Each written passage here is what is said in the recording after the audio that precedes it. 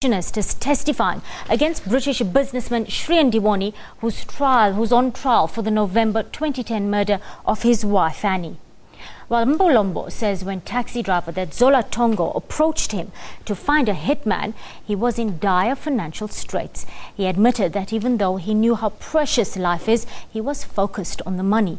Defense counsel Francois Fanzel has grilled Mbolombo on the money he was to have received for his role in the murder. Mbolombo says he told Tongo that he wanted 5,000 rand, but it was not discussed any further. He says after the murder, he accepted he wouldn't receive the money. The defense told Mbolombo he was a liar. The trial continues.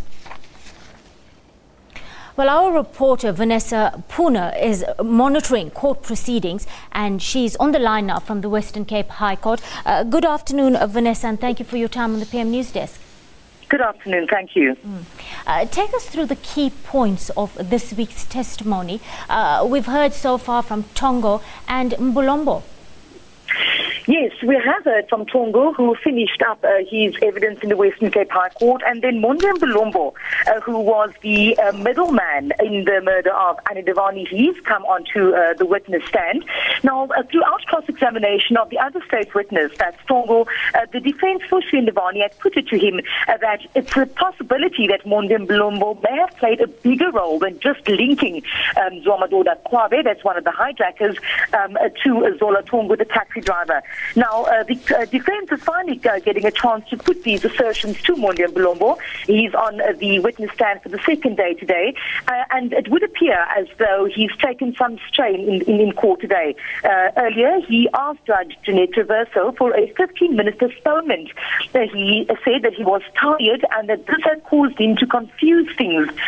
Court proceedings got underway again at 2 o'clock, with Mr. Mbolombo looking much better than he had earlier. Now, I think what happened here was that the defense really came at Mr. Mbolombo ruthlessly, questioning rather the various versions of events he gave. He earlier on admitted to having lied under oath when he testified in the trial of triggerman Mngeni, and also when he gave two statements to police in November 2010.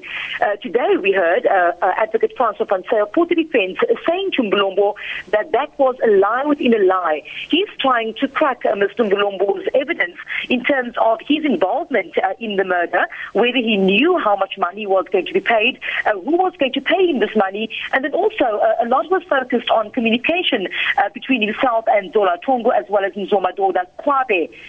Proceedings have adjourned for today, and we expect cross-examination to continue when the court proceedings get underway on Monday morning.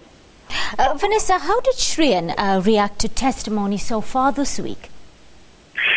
Dewani has come across as being very lucid in the dock this week, and he listened intently to also Captain Vinesh Lachman, who testified for the state earlier this week. At some times nodding his head in agreement, at other times, just looking very confused and not agreeing with the testimony that the court has heard.